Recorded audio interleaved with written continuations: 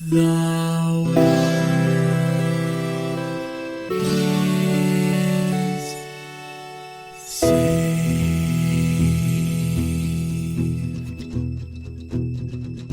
The living room's dark, save for light being cast from the big TV screen and the imminent sunrise that's teasing the one starry sky with whispers of morning.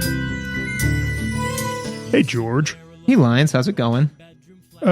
Tired. It's holiday season. We both have kids, parents, in-laws, all the Christmas stuff. Good crap. Like, you know, It's fine. It's stressful. It's you stress, not distress.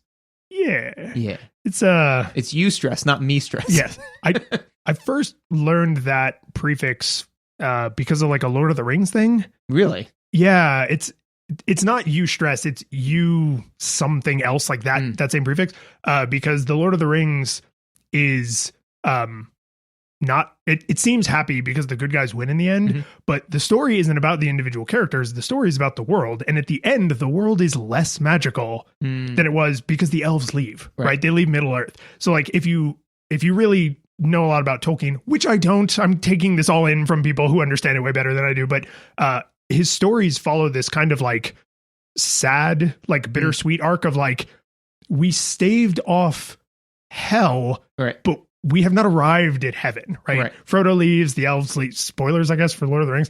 Frodo leaves, the elves leave, right? So there is a sadness to their victory where they only prevented the worst. They didn't achieve paradise. And I like that though, because a lot of the times the stories that we tell, especially in that medieval genre, is like the victory is without cost, you know? Yes. Which is, it's like, we won and now everyone is happy. He-Man beat Skeletor and now we're all just fine, right? You know? And now he's dead forever. Yeah, now he's dead forever, and the Hemanauts, I don't know. Yeah, it was He-Man and the Hemanauts. Hemanauts, yeah, that makes sense. Yeah. I almost said Argonauts. I'm like, I'm sure that's all right. No, it was Hemanauts roll out. Yeah, I think that was their catchphrase. Yeah, Hemanauts transform and return the one true ring to Mordor. But anyway, I like the idea though that the victory has costs, and it could just become like a Pyrrhic victory where it's like, yes, you won, but at what cost? Like the world that you left behind is still not the one that you lived in before. You know, everything has a cost. Yeah, and that's the trend in aggregate, right? The world is heading overall toward misery, and all we can do is try to be happy with what we have because there's no changing it. Yep. Which is like, yeah, you should try to be happy with what you have, but also that's sad. And also to the narrative of wars can be won without cost is how you get into wars, you know? Like I think that I don't feel like he had any firsthand experience with war or anything. No. Not when the books came out. I don't think there was any big conflicts going on around that time period. No. That I can recall, according to my history books that I were. Did I mention I was raised in Germany during high school? You know, according to my American public history books. There was a minor kerfuffle. Yep. I believe a man in an American flag suit punched a guy with a weird mustache in the face. Yep. And everything was fine. Yeah, exactly. But outside of that, we've been playing video games and stuff. I think we've done that at some point. Yeah, but before we talk about video games, don't we have to shill? Oh, we always have to shill. I mean, we got to keep the lights on. But, I just kind of figured that I could kind of ease the transition from Hitler into shilling. Because I figured we didn't want those two things to bump and get our patrons confused. That's fair. No, we're not fascists. We're capitalists. Also, I feel like it was really low-hanging fruit in there to be like, we have to keep the Christmas lights on. This episode's actually going to come out after Christmas, but I don't care because for us right now, it's before Christmas. Well, no, because I mean, like for some of us, it might just be the holiday lights, and that's just that's insensitive. True. Could be. I'm not upset. I am just disappointed and upset. Because I'm, as you know, and our listeners probably don't, I'm not religious. Yeah. This is one of those things I've just had a hard time internalizing. When people are like, oh, happy holidays. It's not because I find it offensive. I don't care. I understand. I even agree with it. Yeah. But I grew up celebrating Christmas. Yeah. So to me, this time of year is Christmas time, right? And Lord knows you cannot look anywhere or do anything without being inundated with Christmas crap. So, but you are correct. You are the more liberal of the two of us. Make a badge. if you want to support the more liberal of the two of us, you should subscribe to the podcast. You should tell a friend. Referrals better than reviews, but reviews still welcome. Go 5-star, all the 5-star things. Links for how to reach out to us and get in contact with us, which I have not thought of a pithy way to say this now because kind of not using Twitter anymore. If you ping me, I will respond and direct you to another channel of communication. So I need tweet at me is like, it's so concise. God damn it. Contact form. We have a contact form. Toot at you. Toot at me. Toot at me. That does not have the same ring, man. Nah. But it will if it becomes mainstream, because I remember when Twitter was young and tweet was also dumb as hell. Yeah, that's fair. We just became desensitized to it. Yeah. But we have a contact form. That's probably the easiest, right? Because anybody can use that. You don't have to have any accounts anywhere. All that crap links in the show notes. If you want to support us, you can give us money. And if you give us any amount of money, you get the after show, which is just more show. Yeah. Right. Sometimes about the game, sometimes about other things. It's more so that if you enjoy not necessarily us talking about video games, but us talking, yes, it's that. That's fair. That's fair. Yeah. It's usually nerdy, right? Yeah. D&D, Star Trek. Yeah. I would say it's either nerdy or philosophical. I think that we tend to. Yeah, that's fair. Yeah. Like one of those two camps. It's either like, hey, what do you think about Star Trek Next Generation? Or I have a I think that philosophically, here's the difference between these two very bizarre concepts, you know? Yeah. Huh. Everybody has to have a niche. Yeah, right. Yeah, so if you want all of that, you only have to support at the $1 level. But if you support at a high enough level, we will shout your name out on the show. So first, we need to thank our 8-bit classics, Kevin, John, Jason, Yarno, and Jacob, and our 16-bit hero, Michael. And for $1,000, Lions and I will choreograph a 5-minute long dance, perform it, and send you the video of it. That one scares me less than writing a song. That's fair. Yeah, because we don't have to write the song. We just have to choreograph the. In fact, we'll let you send us the music, and we'll choreograph the dance to that. A little scared now. A little more scared now. Yeah. Because they could send like Irish step dancing music, which is super hard, right? Yeah. I guess we could do any kind of dance regardless of the music. Yeah, I figured that we would do the "Forget You" from CeeLo Green. You know, that'd be a good one. Yeah. Anyways, so we've chilled now. We feel better. For our mailbag question, this is from me. This is my Christmas gift to myself. Is I thought up this question. I was like, I'm curious about it. So it is, as we record this before Christmas in the United States, where we celebrate capitalism. So I was thinking, is there a game, a system, something that was like a Christmas video gamey themed memory that you have?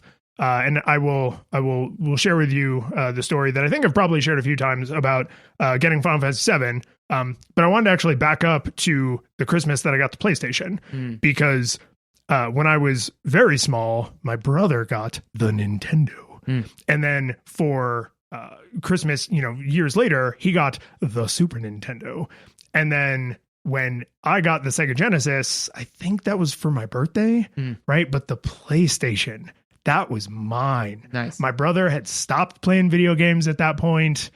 That was for me. Like I said, my friend has gotten a PlayStation. That's where the Final Fantasy series is going, right? So I was getting it in anticipation of playing Final Fantasy VII, which also later became a Christmas story.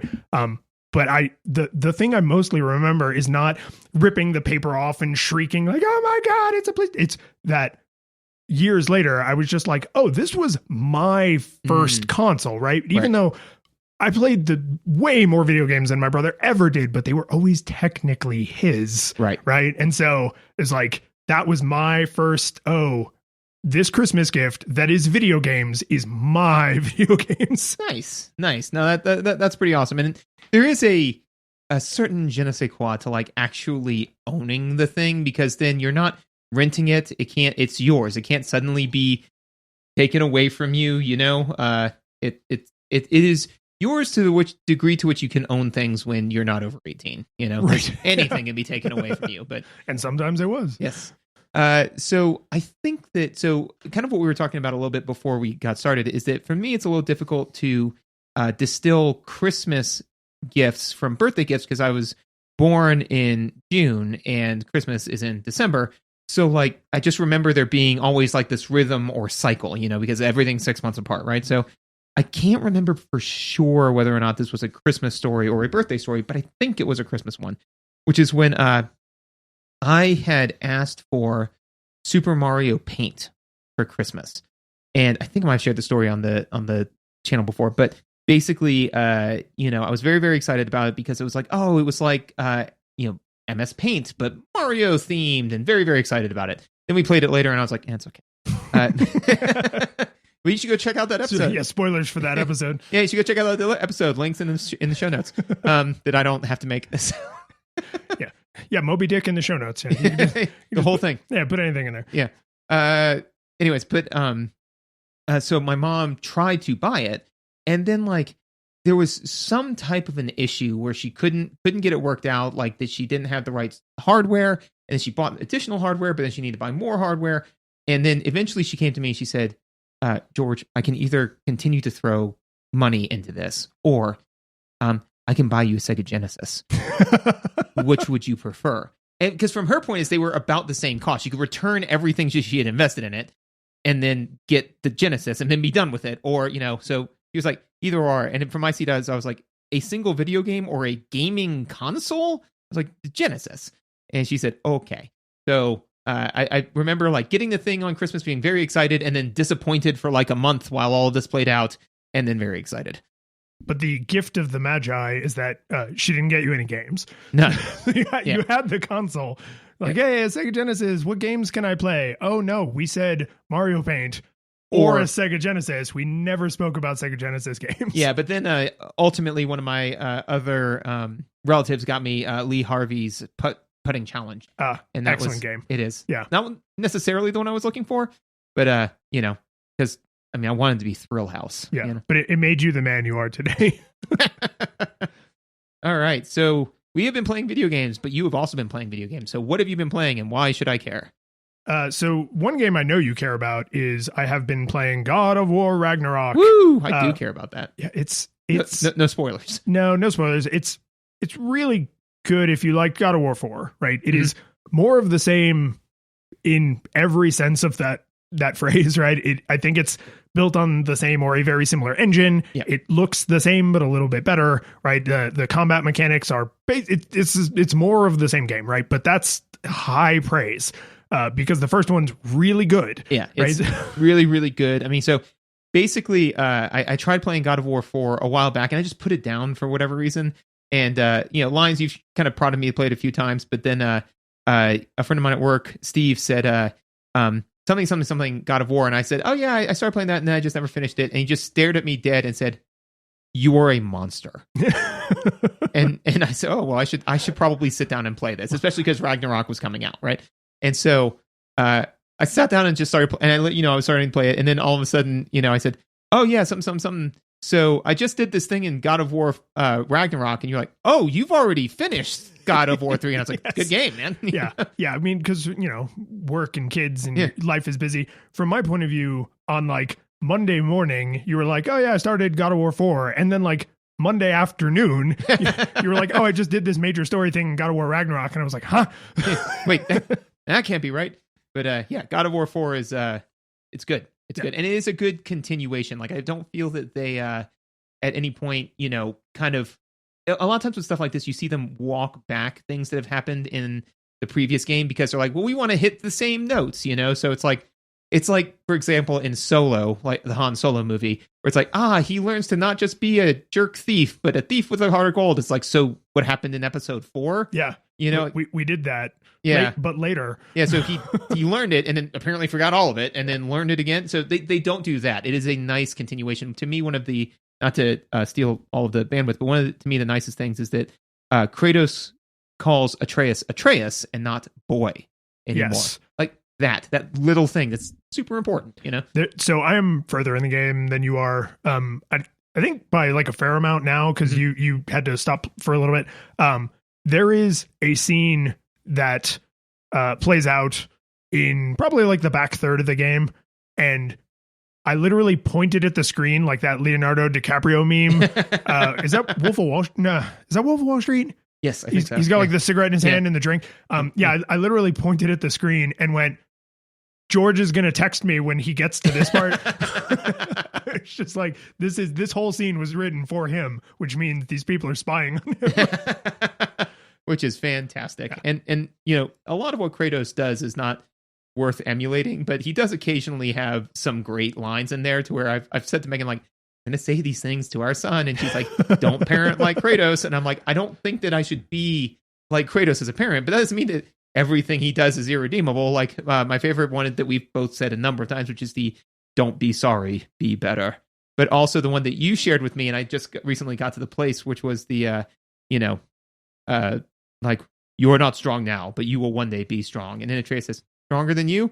If you are not, then I have failed as a father. And it's like, yeah, man. Yeah. Yeah. No, and that happens in Ragnarok, right? Yes. And I think part of what is so solid about the way they're telling stories with these characters is not only is it narratively a direct continuation, but it is like social emotionally a direct continuation, right? Like to your point, they didn't reset the clock on Kratos, reset the clock on Atreus and on all the other gods and all the other characters. Like the narrative is so continuous that on the title screen for the game, the first option is not start a new game. It is God of War recap, right? Because it is so critical that you understand where these characters have come from because you are about to see the next place that they go, right?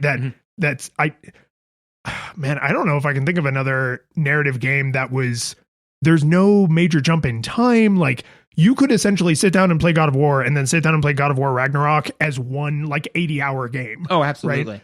Yeah, actually, one of the things that, my wife got really into, because occasionally I'll play a game like God of War and Megan starts to watch it like as a TV show, you know? Yeah. So she got into that about halfway through God of War 4, you know? And so then, so now I'm not allowed to play it without her, right? So sometimes when she puts the kids to bed, I have like 20 minutes to myself. So I will actually power up the game and like start playing because then I can kind of get past some of the sloggy combat. Because I really enjoy the combat because I'm playing the game, but she's like, yeah, it's just combat, right? Those are her commercials. Right, exactly, right? So that's when she gets on her phone, right? So I literally queued up the new game and I was like, okay, you know, maybe they'll just be like, so I watched the recap and all this sort of stuff. And so you start heading home. I'm like, okay, well, I'll get home. And as I'm heading home, you see like a character way down the road in front of you who, you know, was an enemy in God of War. And I was like, oh, hey, look, it's this person. I wonder if they were able to work it out. And then the person lunges at you with a knife and like stabs you in the shoulder. I paused it. I said, guess not. Better wait for Megan. Nope. Still unhappy. Unfortunate. So, but to your point, right? No time passed. I didn't have to like learn her new motivations or anything like that, you know? So, yeah. The other game that I'm playing is Final Fantasy 14, which is the second online one. So Final Fantasy 11 and then Final Fantasy 14. And we're not going to talk about that today because we have another main topic. But when we get around to it, I will probably be able to provide some evidence to explain that this game has consumed my life. like I have already put more hours into this game than I typically put into several games. So, you know, it's an MMO, so there's like the chat box. And I was like, oh, I wonder how long I've been playing because I bought the game directly through Square. So I don't have like this Steam, like how long you've played each game thing. So I found out you can type something like game time or play time or something as like a command into the chat. And I realized that very early on, you know, because the way you format numbers matters. Yeah. You might know this as a scientist. Like if you've ever dealt with a scientist in certain parts of Latin America, they use commas and decimals, the opposite of how we do. Yeah, it's weird. Which can cause, say, like a Mars lander to crash. It's in that category of things. It is in that category, but the problem with the Mars lander is it was feet and meters, right? Yeah, that one's like more inexcusably dumb because we are just stubborn. That's not like a tomato. One system is clearly better, and we just have the money enough to like be stubborn about it, you know? Well, and of all people, you would expect scientists to be metric. Yes. Right? Well, and scientists are generally metric, except for some American scientists that get weirdly stubborn about it. And which is why it just blows my mind whenever I say to somebody, like for today's example, is I'm like, oh, it's 9 degrees outside. People are like, oh, that's really cold. I'm like, Celsius. And they're like, why are you in Celsius? I'm like, you're a scientist. We should all be in Celsius. We should all be in Celsius right now. But yeah, sometimes there are some formatting differences with things like that, including time. Yeah. So very early in the playtime, they have to start formatting it in days. So when I checked, 2 weeks ago, I had already been playing for over 2 days. You're like, ooh. Yeah, I kind of typed it and then it pops up as like a response in the chat, and I sort of sat back in my chair and went, huh. Because the game is so big. The fact that I have put almost over a week's worth of work into the game does not feel like, oh, but I'm right near the end. I have ages and ages and ages left to go. Right. So it's kind of a weird, I'm not an MMO guy. Like we'll get to all that some other time, but that has been like an all-consuming life experience, but a positive one. I don't know if my family and job would agree, but like for me, it's been positive. Well, I mean, eventually, if your job disagrees, your job will fix that problem for you. They will, I assume, let me know, probably with a pink piece of paper.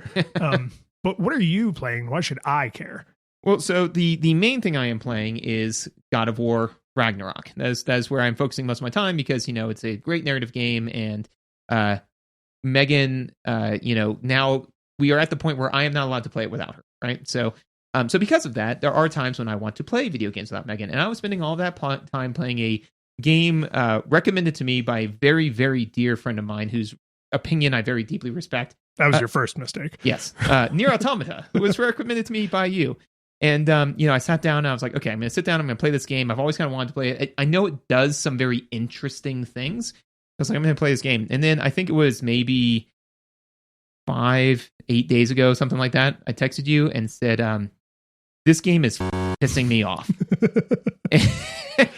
and then we had like a very quick back and forth. And so at this point is because it had done a couple of things that had like raised my eyebrow to where I was like, nah, I don't really like that. But, I don't want to be that old curmudgeon where like every little thing has to go perfectly exactly the way I want it. So I was like, I don't really like that mechanic.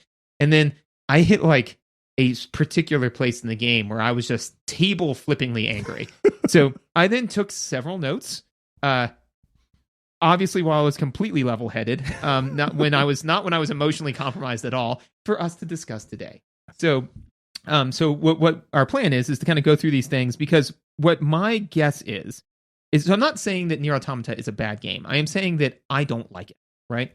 It is clearly a very critically acclaimed game, right? And you liked it very much, right?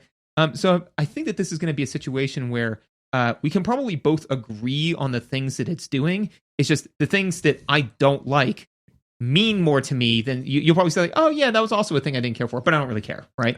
Yeah. And I knew this conversation was going to probably go that way when I'm going to paraphrase because I don't remember exactly how it was phrased, but you said like something, maybe I just don't really like JRPGs. Yeah. And I said, well, it's not really a JRPG. And you essentially went like, honestly, why not? Yeah. And I went, how is this not a JRPG? And I was like, I have just become intensely aware of my biases. Because I think you sent me the shrug emoji. Like, I don't know. Like just Yeah, to me, and this is my bias, is a JRPG is not an action game, and this is an action game, but this is the Japanesiest Japanese game in all of Japan. Like, this is it.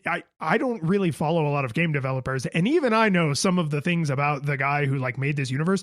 So, for example, if you've never seen any Nier Automata like artwork or anything, everyone is essentially dressed like a Lolita or a French maid, right? Like high boots, low cut dress, big poofy shoulders. They look like sex dolls, essentially, right? Like a very stereotypical kind of like Lolita. And apparently, in an interview, someone asked him why all of these murder robots dressed that way, and he went, I like the way it looks. And it's like, oh, so your whole universe has this entire aesthetic that is literally just the aesthetic. There's no mechanical reason. There's no in-universe narrative reason. And he was like, Yep. Yeah. And that's not necessarily like a Japanese thing, but like that, there's like a very Square Enix, that kind of, pseudo-Victorian kind of style. Yeah. Like there's a lot of that in a lot of their pop art and stuff. And it's just like, yeah, no, this is a JRPG. There's nothing I could do or say about it. It's a game made in Japan with role-playing elements, published by friggin' Square Enix. Yeah. Like, how am I going to argue this is not a JRPG? Published by Square Enix. Like the way that it levels is very similar. The way that you craft weapons is similar. The way the theming is very similar. The story elements are very similar. So we're like, this isn't a JRPG. And in my mind, as we were having that text message conversation, I said, the only difference is that this is not turn-based, right? Mm-hmm. And your response was, I think the only difference is that it's not turn-based. I was like, okay, so then we agree. Right? Yes. Yeah. And we're about to, I think, probably agree a lot and feel very differently about it. Yeah, it's like, this isn't a JRPG. It's just a Japanese role-playing game. Anyway, so, okay, just to start us off, because I've got some notes that are stronger than others, right? So I'm sorry. Let me ask you up top. You do not plan to finish the game? Not as it stands presently. Okay, so would you be okay with me talking about any story spoilers? Yeah, it's fine. Okay, so then for the audience, somewhere throughout this conversation, there's a good chance story spoilers are going to come up. And I think this game is worth playing literally just for the story. Like, it's a fun game. But so if you really hate that, I guess now's the time to switch off, because I'm not going to come back and put in timestamps and tell you where the spoilers are. Like, and also, too, like for me, some of your spoilers may entice me to go back and play the game, because I might be like, if the story is doing this, then I might actually want to see how that plays out. But so like I said, some of my notes are stronger than others, so I'm going to sandwich them a little bit. So I'm going to come out strong, and then it's going to get a little weaker, and then I'm going to finish strong. Yeah, it's like a compliment sandwich. Yeah. I hate the saving mechanic. Saving's unacceptable. Any game that still uses this way of saving is dumb and needless. And before you say, it's stories, but there's a million different ways you can handle the story element that doesn't require you to save this way. So I will let you rebut, and then I will tell you why, especially at this phase of my life, this saving is unacceptable. So I think I could speculate on why at this phase of our lives it's unacceptable, because even I rolled my eyes at like, oh, God. But the game is very clear, like, bitch, you better save. Oh, yeah. Right? No, at no point did I get landmined, where like in what was it, Diablo 1, where I was just like, I just lost an hour of my life. No, I knew what I was getting into, but...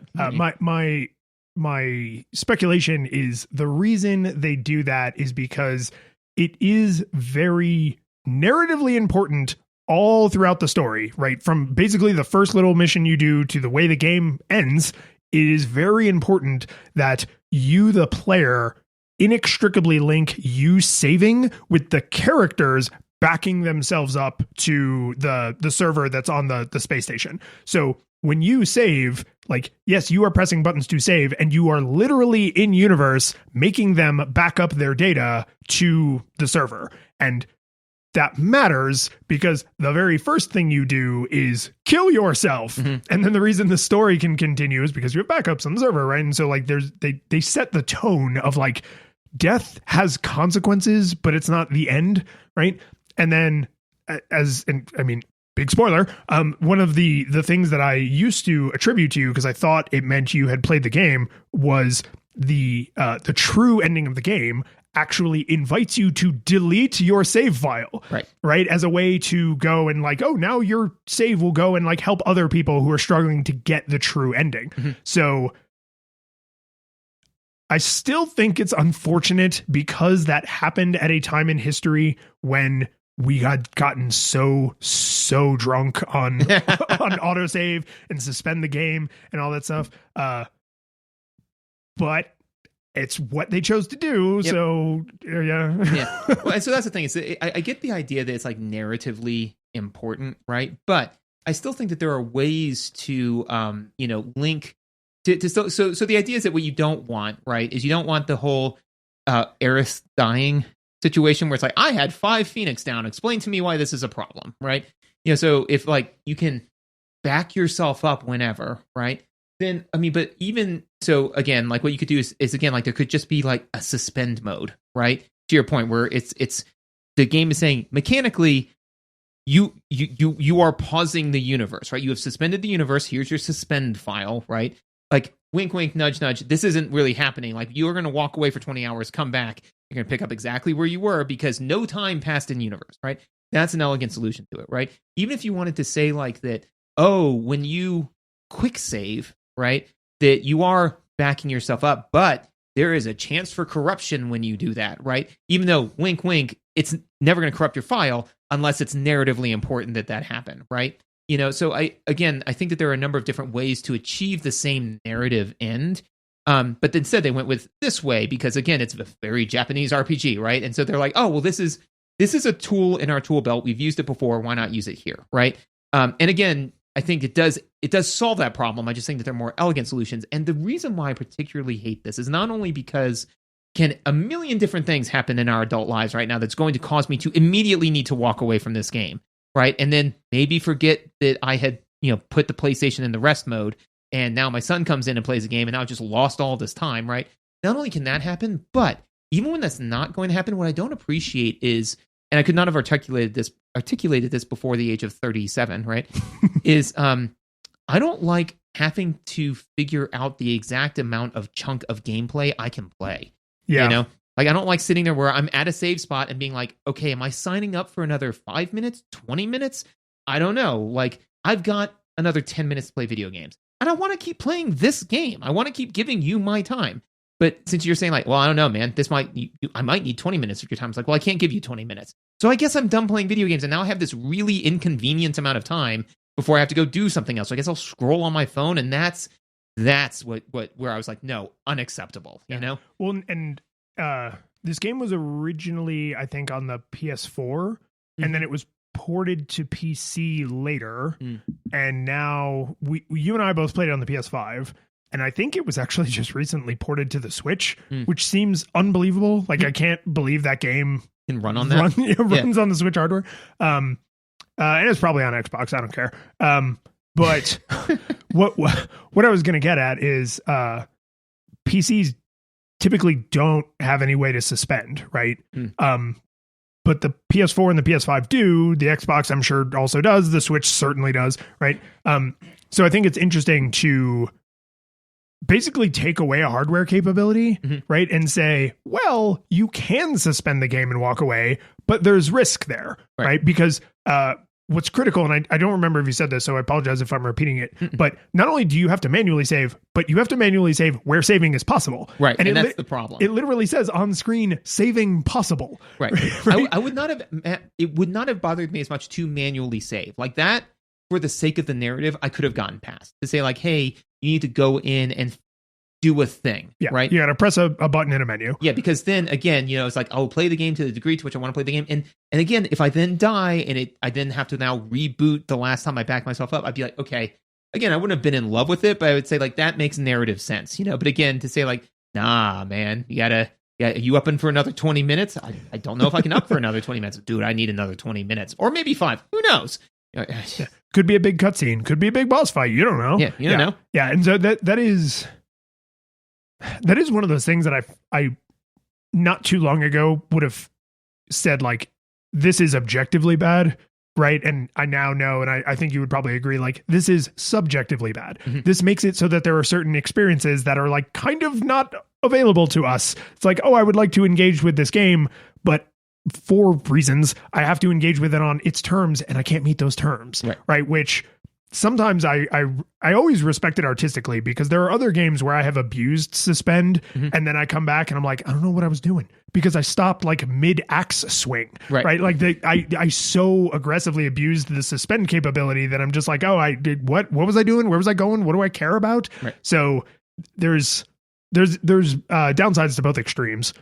Oh yeah, there's definitely downsides to both extremes. But I think that to me, making the game more accessible, like I always err on that side. Like, so for example, again, Celeste assist mode, right? Even Dark Souls, right? Because I know that the whole thing of Dark Souls is it's like incredibly punishing, but I would love to just play Dark Souls and like know the mechanics, know the lore. Like that would be fun for me, but that will never happen for me because I will never play that game because I can't turn down the difficulty and I don't want to get good, so just I don't get to have that degree of empathy with more humans, so again, like I will always err on that. I've got 2 minor throwaway ones just to throw out there, which is one, and I know there was a narrative reason it might get better. The map is useless, right? And they tell you the map's useless, right? So it's goddamn useless. Yeah. I mean, it's completely meaningless, right? So, there are areas where it looks like you should be able to get there, but you totally can't. There are areas where you can get there, but it looks like you shouldn't be able to. They'll put a marker on your map and you'll say, but then you can't say, okay, like, now let me look at where the marker is. I couldn't figure out how to like move the map around without having it weirdly give me bizarre angles. Looking at the mini map is a travesty. And they say like, oh, our map resolution is garbage. So I was like, maybe this is like a thing that gets better. It does not. Then why? I mean, there's no way the game isn't capable of doing this better. So yeah, no, it's narratively, they just decided we're not going to give you a super useful map. And I think that sucks because of exactly what you just said, which is this game is beautifully rendered. Yes. Right. It's a gorgeous game. The music's amazing. Yes. Oh my God. I would buy the soundtrack on vinyl. Like, it's really good. Although the one, this is slightly tangential, but the one good and bad thing I'll say about the music's amazing. I would listen to it all day long. I sometimes feel that the epicness of the music does not correlate to what you're doing. They can get out of sync depending on what your combat style is like. Well, because one time I was just walking across the desert trying to get from point A to point B, and there's this beautiful aria being sung. And Megan actually said I went upstairs because I stopped playing. I went upstairs and Megan said, hey, seems like your video game's getting pretty intense. I'm like, super not. I'm just walking to the store. I got on the bus. Yeah, this is riding on a bus music. So, it was the resistance camp, right? Yeah. You kind of make that your home base for a long time, right? And then of course, like, there's an all is lost moment, and then it like springs back, right? But if you could picture the resistance camp map like in your mind, there's a big open area, and there's a bunch of like burned out buildings, and there's this like alleyway that's kind of shaped like a zig, right? So you go straight and then right and then left, and then you're in the resistance camp. And there are burned out buildings between you and the resistance camp, right? Mm-hmm. But you can see through them. Yep. So there are burned out buildings everywhere. And because they all are filled with invisible Mario 64 walls, yep, I just learned to not poke at things that looked like they were obviously traversable, because the game has the areas it wants you to go and areas that are rendered so well to make the world look believable, right? You can walk through that building. It's like the one damn building in the game. And the reason I found out is because I was running, right? So I'm holding like forward on the left stick, and I reached up to scratch my beard. So I took my hand off of the right stick, because I'm one of those, I don't know if everybody does this. Like, I steer with the camera. Yeah. Right. Yeah. So like I took my hand off or one of my hands off the controller, and I was thinking, oh, I will just run into the wall. And then when I put my hand back on the controller, and I just passed through it and had this out of body disassociative experience where I was just like, I've been able to walk through this the whole time. And because the people who made this game are constantly doing little winks and nudges to the camera, did they mean for me to have this feeling? Like, is this a feature of the game design? Right. But then that created the problem of, now I went back to poking at other walls and things, because every 10,000th time you can walk through that like broken down door, that smashed out window, and there's like a little piece of treasure back there. And I had the conscious feeling of, I am not going to do that. I am not going to doom against every single brick in search of treasure. Like, that will ruin my enjoyment. Right. Yeah, no. And so, yeah, agreed 100%. There's a bunch of areas you can get to, a bunch of areas that you theoretically can get to eventually, but not right now. And that just gets old at some point, because I'm like, oh, how many times do I have to? And then that brings me to one of the other notes, which is there's a ton of backtracking, especially at the beginning before you open up the fast travel system. And this is one where I was like, I know this bothers me for sure, because Lions is willing to play games where this is like a core component, and I won't touch 90% of them, Yeah. So once you unlock the fast travel, the game gets more of an open world, like hub and spoke feel, but it's many hours in. Like, it's a solid probably 5 to 10 hours before you unlock fast travel. So you're doing a lot of running around. Yeah. And it can be exacerbated depending on how much side content you're engaging with, right? You might have picked inefficient quests to do in an inefficient order, so you just happen to be doing 10 times as much backtracking as is actually required, but you have no way to know that. Right. Well, and also, too, this game does a very JRPG thing where it says, like, hey, man, there's a fork in the road. One of these forks leads to the story, and one of the forks leads to side treasure. Which one do you want to do? And it's like, well, I want to do the side treasure because I want to just go get that, and then I want to go to the main story. But then you like walk 3/4 of the way down a hallway and be like, is this the main story? Maybe I should go the other way.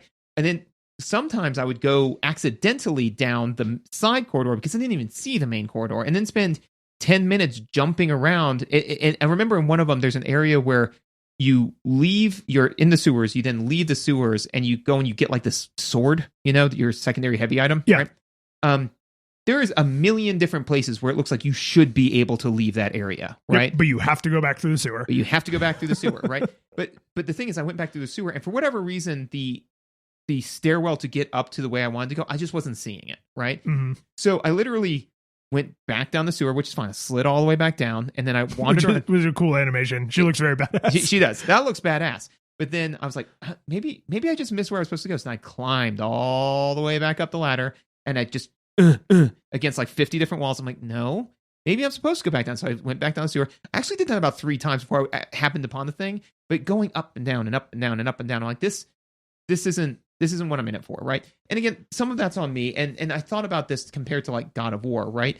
And I feel that a lot of the times, the way that God of War and similar games approach it was where they'll say like, hey man, here's this cool chest. And it's like, there's a fork in the road, and here's a cool chest that you know for a fact is optional, right? Because it's locked, right? And it's got like the ruins that lock it. And he says like, yeah, man, so go this way and dink around over here if you want to unlock this chest. Or you can just ignore that and then go the other way. But there's some type of an identifier that says, hey, you're going down a side quest, It could be an audio line from a character saying, hey, is this what we really want to be doing, And you say, yes, I'm Kratos. I do whatever I want whenever I want, or whatever he says. Yeah. But so that the backtracking did become problematic for me. So this is actually, and I said we're not going to talk about Final Fantasy 14. This is something that, because Final Fantasy 14 is an MMO, and MMOs, I didn't realize part of their game design is, here is everything you could ever want to know about everything forever, right? Like, there are no secrets. All the information is basically accessible to you all the time, right? Help menus, in-universe stuff. And one of the things they do is there's an icon that, it's like over a character's head. Like, this is a quest character. Go talk to them. Yep. And there are 4 of those. There's the main quest one, which looks like a little bubble with a bang in it, but it's like on fire, right? So it's like super dramatic. There's side quest, which is just a little bubble with the bang in it. And then there's, when you turn in a quest, it's got a little green check. And then when you are, you're like locked off from a quest, it's the same thing, but it's got a little lock and key and it's red. So you can literally you can look at the map, you can look at the mini map, you can look around the world because characters have them over their heads. And like right now I'm trying to get through this section of main story. So flaming bubbles is like all I'm looking for, because I know that's what I want. And the side quest will just wait for me forever, because that's how MMOs are designed, right? So like, that's a little video gamey heavy on the telegraphing, right? Whereas the God of War is like way more like in universe. Kratos is surveying the land and can see like, oh, there's treasure over there, but there's also, the God I have to go punch in the butt over here. So like I want some amount of that telegraphing, just because it's really annoying to pick wrong, get 95% of the way down the wrong hallway, and then be like, oh, there's the God that I have to punch in the butt. Which means I have to run all the way back and then take the boat and then go down the elevator and do this other thing to go get that treasure chest. Right. And then also too, I think that making it clear what you get out of it, right? So this game does a thing that actually a lot of RPGs have started doing, and I get that it's super easy for the game designer. I don't care for it, right? Which is, if I got one more clump of rust, I was going to shoot everyone, right? Full up on clumps of rust, right? So, but the thing is that they'll say like, hey man, you want to craft this awesome item? I'm like, yeah, man, I do. And the thing is, they only give you, 5 items that you can craft, right? So it's not like the God end game sword that's going to make me walk through everything. It's like the most powerful sword I can reasonably get at this level. Okay. Or upgrading my current sword. It's like, yeah, man, you need like 20 clumps of rust, 20 copper iron ore, and 1 God tier given to you by the goddess Faerith herself, right? And it's like, okay, well, I have 100 of the first 2 things, and I guess I will get the second thing when you're ready for me to have this item, which is just giving me the item with extra steps. I hate that. And to be fair, a lot of games, this is not just Nier Automata that does this. God of War does it to a degree, where I'm like, oh, I now need slag deposits, and I've never seen a slag deposit anywhere in this game so far, so I guess I just don't get to have this yet. But again, it's just at that point, it's like, then just give me the thing. Why am I crafting this? You know? Yeah. What is the point of a crafting system if you narratively decide when I'm crafting? Right. Like I feel like crafting is unless you're playing Minecraft, like the whole point of having a crafting system is I choose how much to engage with the crafting system. Right. Well, and also too, not only do you choose how much to engage with the crafting system, but the idea is if it's like, hey man, at about this time in the story, I'm going to expect for you to have 100 clumps of rust, right? Which means you can then spend all of it on some awesome plate mail, or spend it getting like some decent armor and then maybe a decent sword, or all of it on the sword, or all of it on like this thing, But the idea is that it says like, hey, here's a resource that you can use to kind of do anything, right? But do with it what you will, so that way you can augment your play style, right? And then also too, hey man, if you just want to kind of, if you say, hey, I want both, I want the awesome sword and the awesome armor, it's like, that's great. Then spend more time honing, especially on an action game. I'm really tolerant of that, because then I can spend tons of time getting me, the player, better, while I am then making my avatar more powerful. So if I did want to play this game on easy mode, I could say, I'm just going to spend 10 hours up front grinding like a madman, and then I'll go get the best of everything, and then walk through the next 20 hours of gameplay. But that's the way I want to play it, right? Yeah. So when it just says, like you're missing this, and it's just particularly insulting when it says 100 out of 20 items needed, 100 out of 20 items needed, 0 out of 5. And it's like, okay, so the first 2 items are completely meaningless. Got it, So let me tell you a story, because I played part of this game, probably two or three streams, maybe. Mm-hmm. And so some of our patrons who are in chat were commenting, because big fan of the series, because this game actually falls in the middle of a larger narrative universe. They could all be taken independently.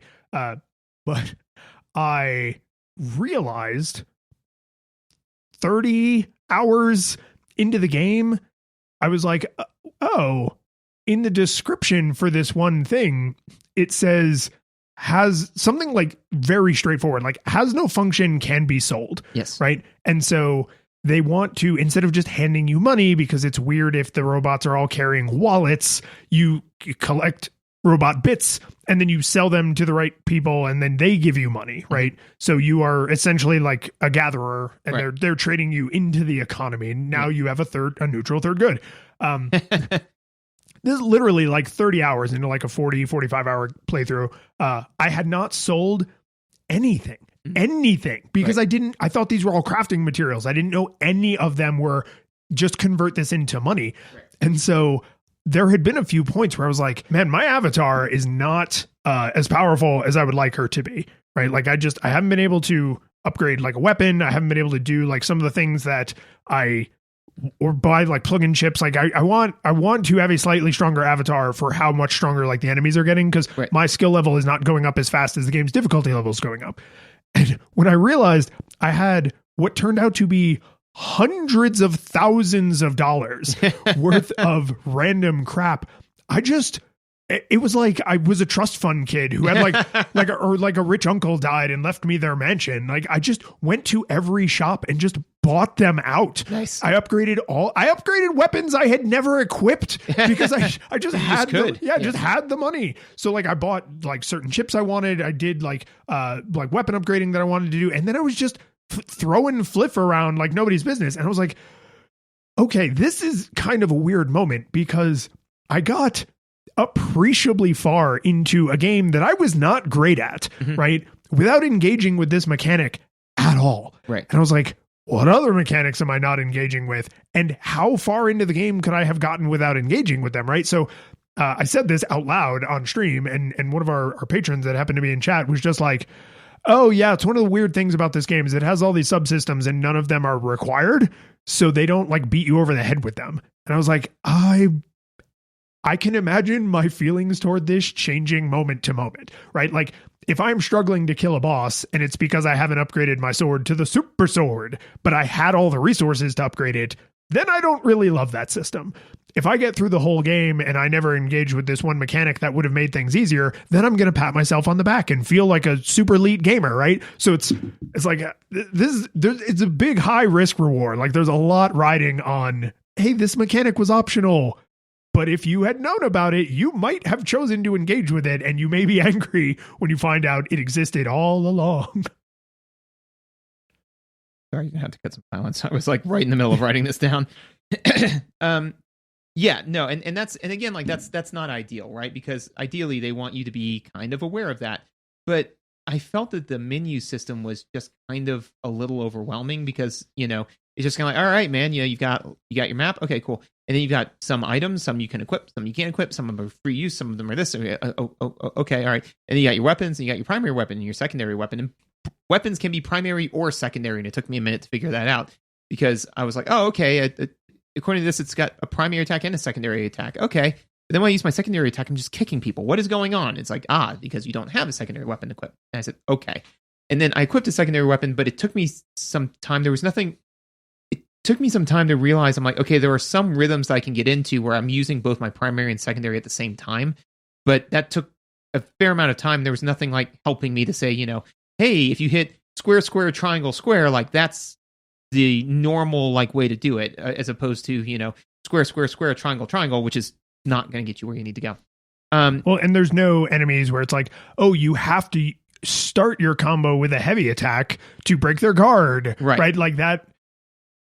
I literally can't remember that happening even once, right? If your playstyle was start with the starting sword, never upgrade it, and just press square to victory, like that, you could get through the entire game that way. Yep, absolutely. And so like I said, like that was kind of odd to me. Also, and again, like the enemies have one real telegraph, right? Which is their eyes flash red. And it makes a cool noise.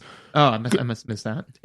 There's a lot of mechanical noises happening all the time, but it makes kind of like a machiney, like metal grating buzzer kind of noise.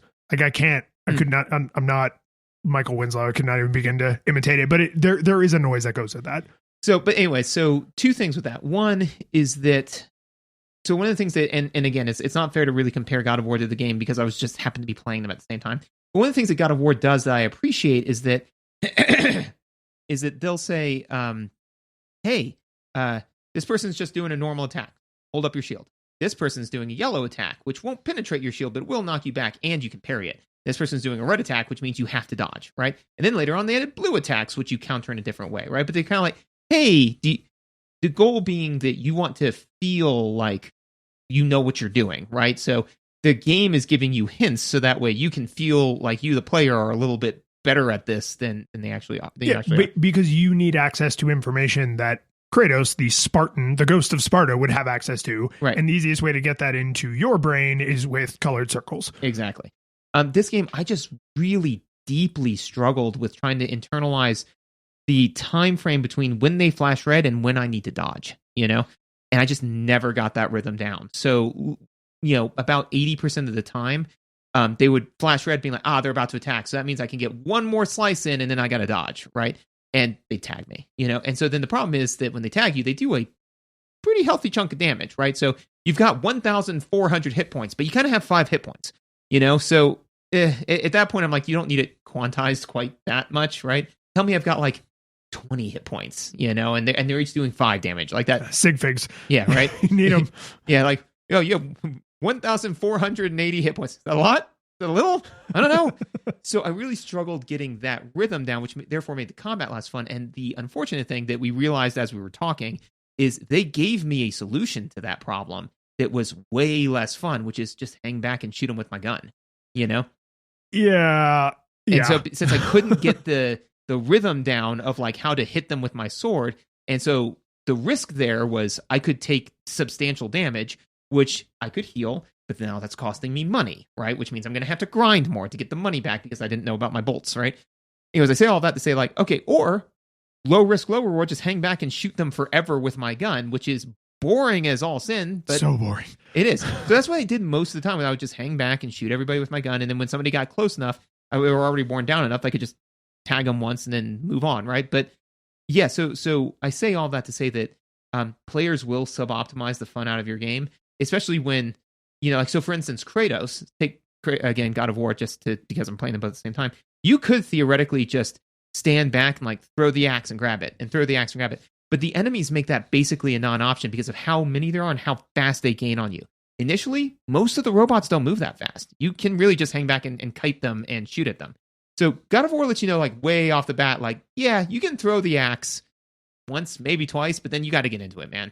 In Doom 2016, yeah, you can stand back and shoot people, but I mean, the minute you get hit, you got to get up in their face and glory kill them, because if you don't, then you're in trouble. You burn. Yeah. This game, I felt like I got all the way to again, spoilers, but the two twin Gemini whatever. Oh, kiddos. Yeah. I got inside the spaceship. Yeah. Oh yeah. Yeah. So I got to them without that strategy failing me substantially. Yeah. You know? Right. And this is where in-universe feedback that's a little looking right into the camera might have been helpful, or you died, so we need to put you through this virtual training sim. Like, your program is going to go through this, because even though it will seem like it's happening in real time, it's really instantaneous. It's some BS conceit, right? What I found worked, and I honestly don't remember if I arrived at this on my own or if somebody in chat was like, you could try this, was hyper aggression. Right. So I also happen to have been playing God of War and Nier Automata at the same time. And what I said to you, because I had to do this, was I had to stop playing them at the same time, because the combat in God of War is crazy satisfying. It's heavy. It feels like every time you connect with something, you feel the weight, right? And there's a difference between the axe and the blades of chaos, right? So like down to, this is like a fast slicey weapon and this is like a heavy chopping weapon, right? It's just really a lot of effort put into your dodge roll. Doesn't feel that fast, right? Because Kratos is not a spry little man. So they put a lot of like game design, I guess, into the weight.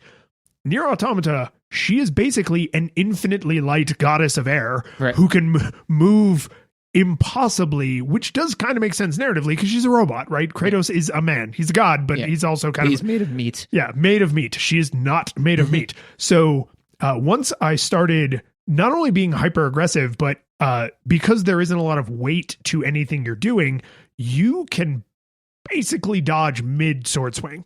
So it is not uncommon in the later part of the game to have these like mobs that are overrunning you, where I would literally be pressing the dodge button and the murder button basically at the same time, because I was like, either they're not about to hit me and I'll hit them, or they are about to hit me and I'll dodge. And that's weird. Like it's weird. Or it's certainly counterintuitive. Yeah, it's weird tactically to be like, I'm never really fully committing to an attack because her dodges are so magical, right? I mean, it makes like this blop, like teleporting noise.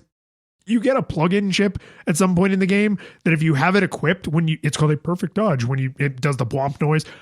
If you have that plug-in chip equipped when you do a perfect dodge, it slows time for everyone but you, which is super fun because you do one perfect dodge, and instead of having to continually perfect dodge to get out of the situation, you can now just wail on them. But the thing is, you can perfect dodge forever if you just keep pressing dodge, and it does pretty generously lean in your favor and be like, well, there's a pretty wide window of perfect dodge, whereas like God of War does not have a big wide window for perfect parries and dodges and stuff.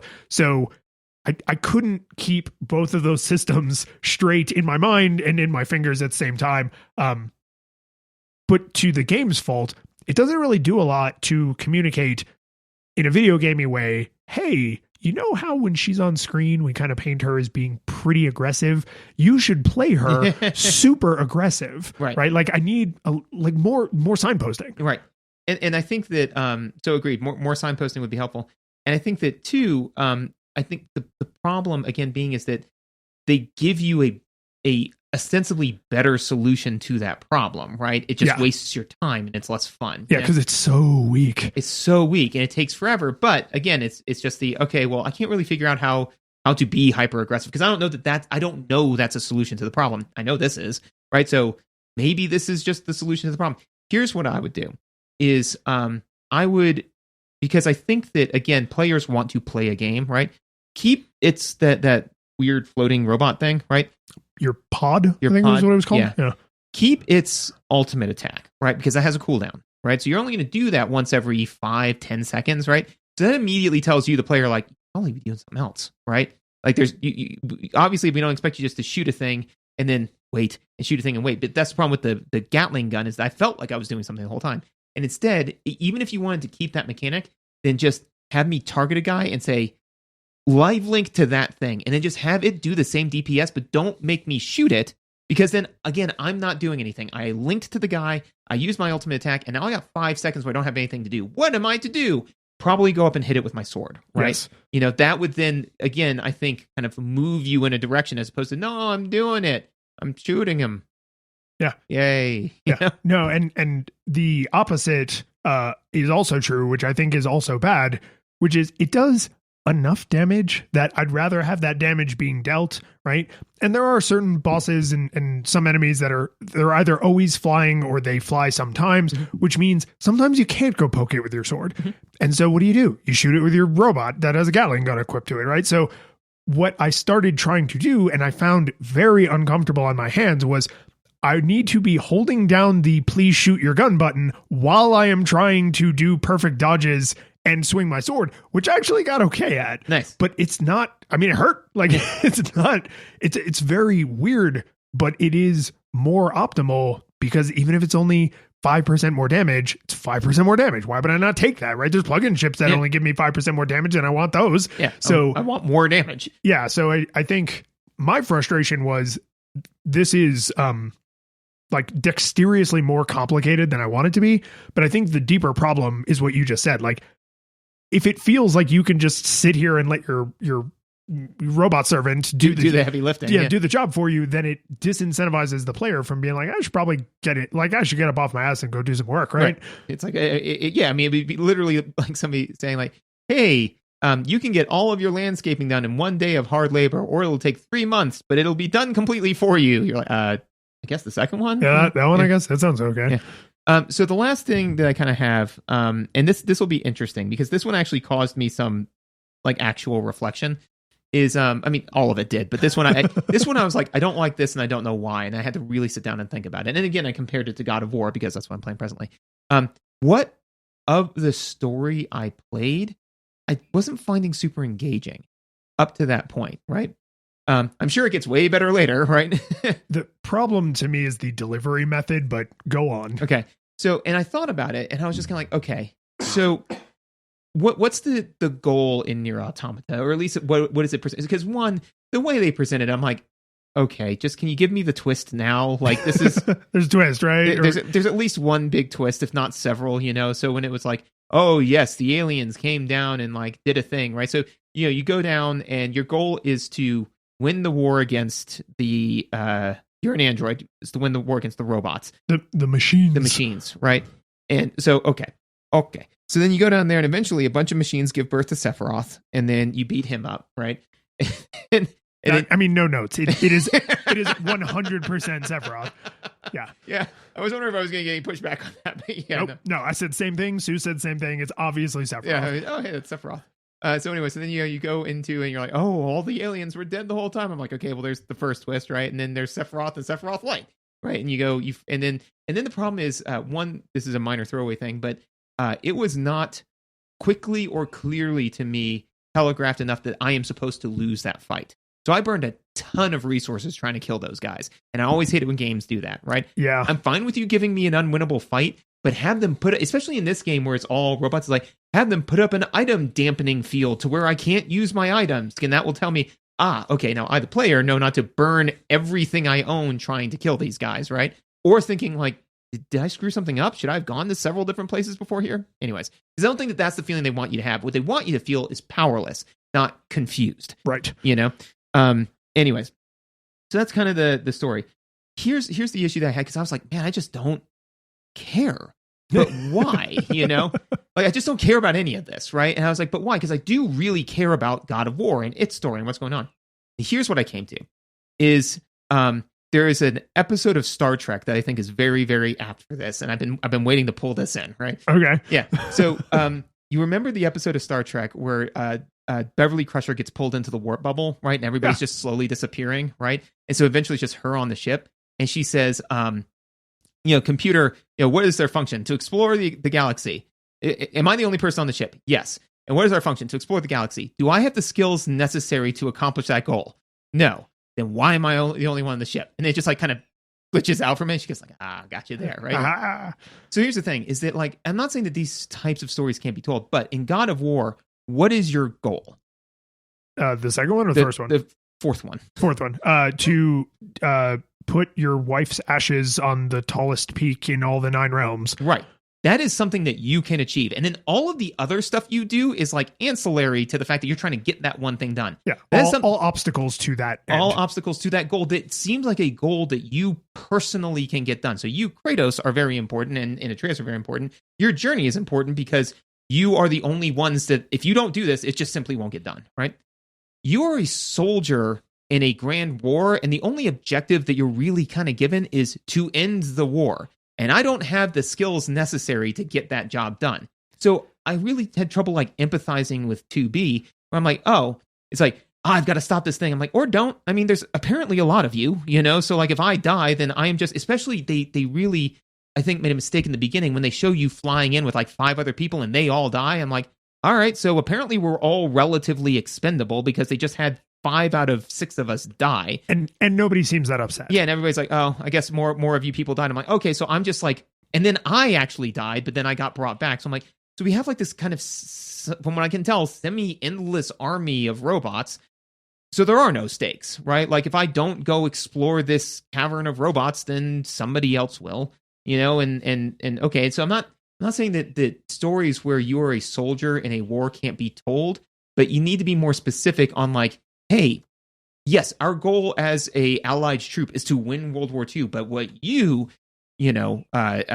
Christopher, what's his name? He's Captain America. You, Captain America. Christopher Reeves. Christopher Reeves, yeah. I almost said Christopher Walken. I was sure that was wrong. It's me, Captain America. Yeah. You, Captain America, you need to do this one specific thing, because if you don't do this one specific thing, all of these people are going to die. And like, okay, I get that, right? I may not win the war. Yes, I get that that's the overall goal. And maybe all the many adventures I go on, many missions I go on, will eventually impact the overall war, and it'll build to that. But initially, I'm just trying to save that guy. But none of that's explained to you. Your goal is to go there and kill a bunch of robots. And I'm like, okay, so my goal is to go exterminate a bunch of people? I don't think I'm the hero here, and I get that that's what you're trying to drive home, but you got to give me something that I care about. Go rescue another, android, and then I kill a bunch of robots, because they're just robots, right? And then I feel bad about it later. And so then finally, and then I'll stop monologuing for a second, but when Sephiroth and Sephiroth Light showed up and they're like, oh, but there's more going on. I'm like, of course there's more going on. I'm sure that there is. I'm sure that there's other people that can take care of it. I'm sure I could just upload I don't know. Like, what are the stakes here? Like, what if I die? What if I don't die? And that's what I struggled with getting into it. It's Steve Rogers, by the way. Thank you. Chris Traeger. So I agree with you. The problem, if you take the game on the whole, is that they spend too long in that I don't know why I'm supposed to care about this, right? Because they do eventually raise the stakes and make you care, right? But there's a lot, and it could be, again, there's a lot of elasticity to it, because how good are you at the game and how much time are you spending on side stuff? Mm-hmm. If you're spending a lot of time on side stuff, you may not get to, oh, there are real stakes now for ages, right? Like 20 hours could go by before it's like, oh, okay, here are the stakes. So essentially, and I mean, I said spoilers, you said spoilers, this is going to be like real spoilers. So there is planet Earth, and the androids are on a space station, and mankind is on the moon, right? They had to flee when the aliens came and released their machine army, and now mankind is on the moon.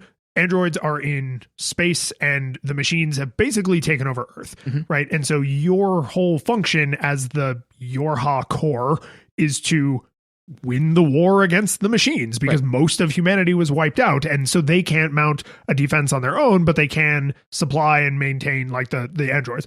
So go win the war, right? And so at that, like with the stage being set that way, it is very like, oh, well, if I die, another soldier will just take my place.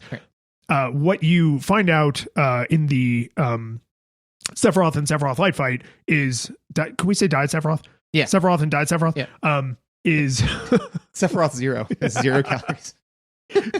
Not caffeine free though. Yeah, no. So don't drink it before bed. You find out in that fight that actually the aliens are not only dead, but have been dead for ages and were killed by the machines, right? So now it kind of sets up this moment where it's like, but we were created in the image of man, and you were created in not really like the literal image of the aliens, but like you're a tool of the aliens, just like we're a tool of mankind. So like, oh my God, does that mean we will eventually turn against mankind? And it's not, they don't push that question really hard, but it is kind of out there. It's like, you are now essentially not that different from us, right? You have thoughts and feelings. You are not just mindless machines. You are androids, right? But you are machines, but you function more like androids. And it's very like, oh, I'm having a crisis of self. And then there's kind of a little bit more downtime depending on how much you stay on the main quest. But what you eventually find out narratively is mankind is not only dead, they were already dead, as in like the aliens arrived to a dead planet. Yes, the Yorha project is actually mankind attempting to achieve immortality. The reason Earth was dead when the aliens arrived thousands of years later is because humans started uploading their brains into like a supercomputer.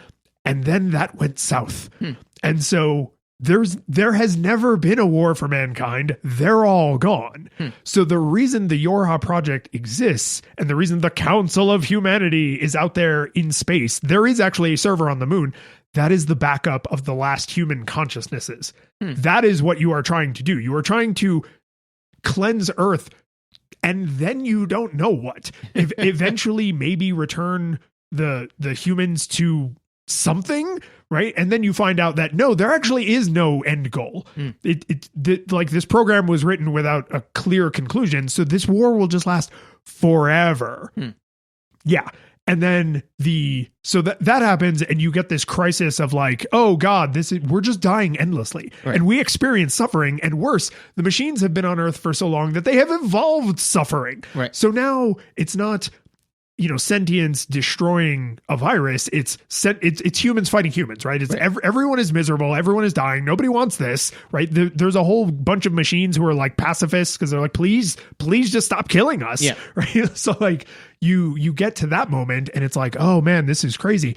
And then the stakes are serious now is some of the machines who are still fighting, because most of them are, they destroy the bunker.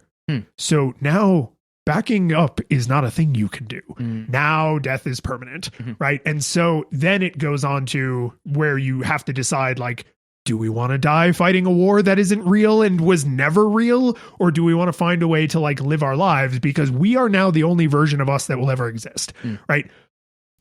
There's a huge elastic amount of time between each of those story beats, right? Because from my point of view, and I don't know if this was intentional or if it's just the way I experienced the game, because I sort of went off side quests in like the back half of the game.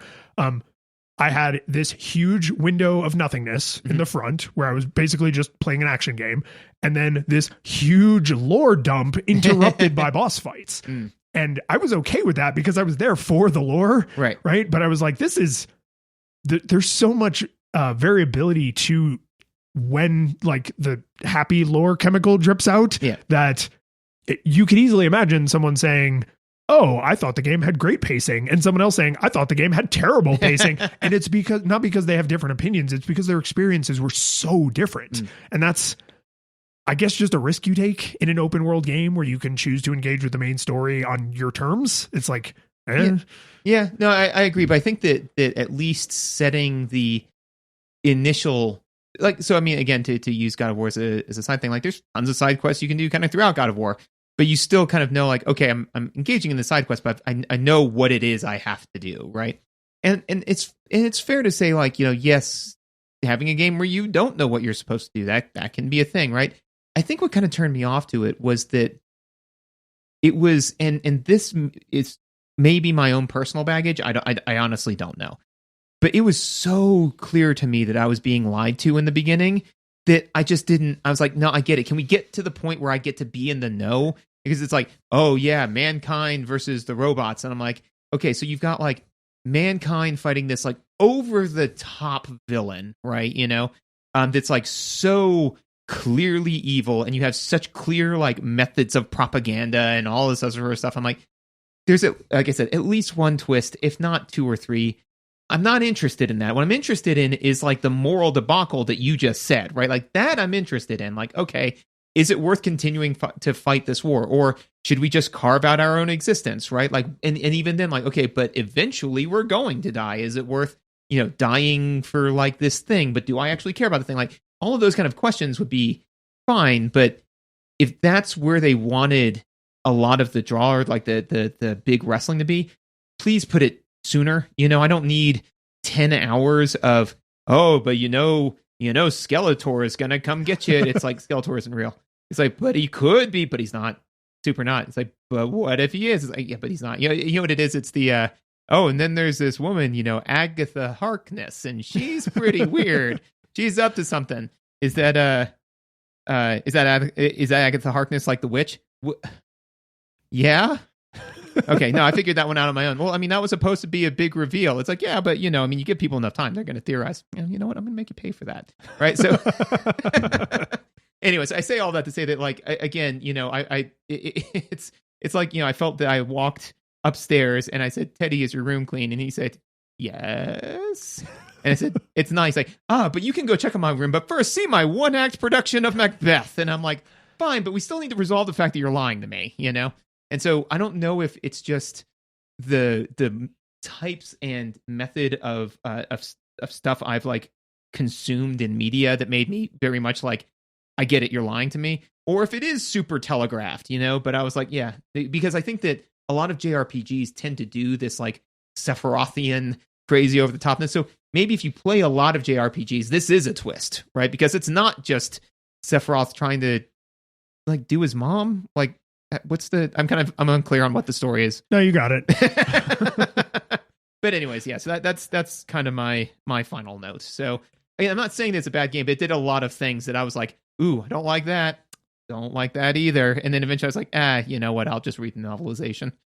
Yeah, and I think that is what makes recommending a game like this come with a bunch of like instructions included, right? Because if I was going to recommend this to someone, I wouldn't, oh, hey, did you play Nier Automata? Is it any good? And I'd be like, well, how do you feel about action games with like fairly intense combat where you have to be managing like a bunch of stuff? And it's like, oh, I like that. It's like, great. Yeah. How do you feel about like this, that, and the other thing? And it's like, great. It's like, how do you feel about you having an almost uncomfortable control over the rate at which the story is conveyed to you?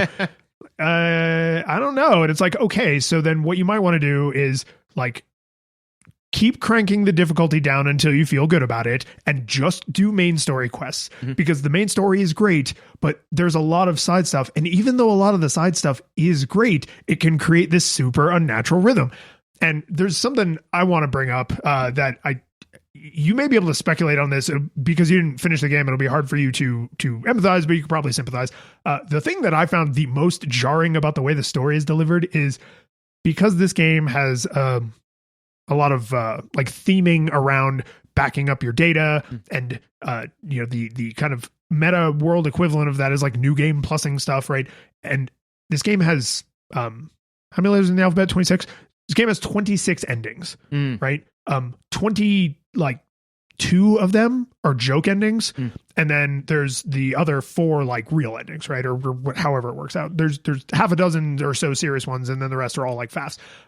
Some of those FAFs are amazing. So 9S is, he's like very curious about the machines and just like engineering in general, right? Like he's always curious about like how the flying, like power mech suits things you work.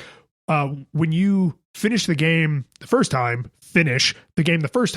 and then you start the game over, you actually play through the whole first part of the game again, but as him, right? So the whole opening, like where you are talking to 9S on the radio, now you are 9S hearing from 2B, right? And so you go through, and this is where I had a weird moment because several times 9S has dialogue where he says like, didn't we fight a robot like this recently? And I was like, oh God, is this a time loop? Is this like a weird, are we going to do a time loop thing? Which they don't do. Or at least I didn't understand it if that's what they were getting at. But you end up in this weird segmented thing where each ending is a reasonable stopping point. It's not actually, it's not a conclusion, right? So when you first beat the game, it's just like, that was not how the story ends, right? It was just in the middle of like the war, right? But because at that point you still believe the war is basically everlasting, you could choose to disengage at that point, right? You beat Adam, right? In big fight, big showdown, and you feel good about it. And then it's like, yeah, we could, because then the next day we're just going to go to work again. Right. So you could stop there, but obviously there is more stuff to do, right? And it's not until several endings in that you get to the bunker's destroyed, life matters, right? And it goes from being this faceless universe-wide story to being this very personal story about her experience and his experience and how they want to live the remainder of their lives. There's a lot of funnel, a lot of field for you to wander in before you get to that one tree, you know? 9S has one of the best joke endings because he's obsessed with machines, and right at the beginning of his playthrough, you literally are up on like a construction crane, and there's the controls for the construction crane over here, and there's your flight suit over here. And if you go to the flight suit, the prologue starts and you start his chapter. If you go to the controls, it fades to black, and you get white text on the bottom that says, 9S could no longer ignore his obsession with machines and was never heard from again. Nice. and then the credits scroll like a million miles an hour, like you have an old VHS tape on fast forward, and then it just dumps you back to the title screen. And it's like, okay, try again. Right? And so there's like a non-trivial amount of effort went into making many endings like that, right? Like this is just the way this guy and this team make video games, but there's something very non-standard about not you can play the whole game and then there's an epilogue, or you can play the whole game and then there's New Game Plus. It's the game essentially ends 5 times. Right. And if you want the true ending, then you have to do the 6th one, which is not easy, by the way, because it involves playing through, reloading, realizing that you can actually now reload using a chapter select, which no one has mentioned until now. So you get this chapter select in like the 12th hour, and then you have to chapter select to the final boss fight. And then you get like a yes or no question. You say no instead of yes, or yes instead of no, which then puts you on the path to the true ending. And then you have to do a bunch more crap that's super hard. And then you get the, do you want to delete your save file moment? And I got to be honest, personally, I felt like it was worth it. It was hard. I knew it was coming, right? Like I understood like what the big final reveal was at the very, very, very, very end. But going through the slog is what makes it so hard to recommend, because to tell someone these narrative moments where the characters have real stakes and they have real feelings and you care about them at this point and you're interested in the world is worth. Imagine if you couldn't recommend the Fellowship of the Ring until someone had read the Silmarillion, right? Like, no, you can't decide if you like Lord of the Rings, then go back and read the Silmarillion. You have to read the Silmarillion, then read the Fellowship. Yeah, no, I think that, so to your point, right, like, I think that to me, the way I kind of look at it is I like it when video games make me feel feelings. I judge them on how long it takes for them to make me feel feelings. You know? I think that's fair. Yeah, so that's the thing is that like if God of War can take like a 20-hour experience, or The Last of Us can take like a 20, 30-hour experience and like make me feel deep feelings that stay with me forever. And then the other games, like I will also make you feel deep feelings. I just need 60 hours of your time. I'm like, so 3 God of Wars. I can feel all of the feelings. Like, are you making me feel 3 Gods of War's worth of feelings? Because like, that's what I could be doing with my time. Right. So, I mean, like, you know, there's, I think, a number of different ways to where you can get to that level of, or again, like take Celeste, right? You know, I mean, I know that everything comes back to Celeste, right? But I mean, Celeste made me feel feelings. And that's like a 10-hour game, right? With very limited narration, right? So they made me very attached to like, to Celeste and Theo, and even Madeline. Sorry, Madeline and Theo, and I was like, that can't be right. It's Dr. Celeste. Yeah, that is Celeste Monster. Yeah, who actually wrote the book, Mary Shelley. But anyways, but like when Madeline and Madeline, like when Madeline is like, no, fine, you win. I'll just go away if you want me to. I'm like, no. You know, like I'm feeling like legitimate feelings there. So I say all that to say that I am not sure that, again, you know, like maybe if I played through it all, but like that like, hey, do you want to delete your save file moment, right? You know, even if God of War had done that, I would be like, but no, there's so much more I want to do, you know? So that moment, I feel like I'm bummed that, because I want to get that moment. But I don't think I've got 60 hours worth of money to spend to go get that feeling. I'm more likely to just look up somebody else doing it, which again is way suboptimal because I'm not feeling the feelings. I'm watching somebody else have the feelings. I'm watching somebody watch a movie as opposed to watching a movie. But yeah, any other? Yes, I think we did a good job doing basically a nostalgia goggles on Nier Automata. Yeah, we did. Yeah. I mean, because there's a lot of game, and 60 hours is not hyperbole. I think it literally took me 50 to 60 hours to get all the way to the true ending, and I admittedly had to turn the difficulty down at one point, right? So I don't know if I ever would have gotten there if I had to get good. So yeah, I don't feel bad about using this space for like a throwback nostalgia goggles. Yeah, that was good. The curtain falls, the music plays, the credits roll, then it all fades to black, and you're left by yourself. The fanfare is gone, there's no player two there by your side to share victories won. But as you slowly progress down the hall to your bed, a few great events leak back into your head from the time that you spent traversing the land, battling evil, fighting the darkness, just sword in hand. Your memories creeping with the edge of a smile. You realize again what you lost for a while. You're gonna think back much less on how you saved the day than on all the experience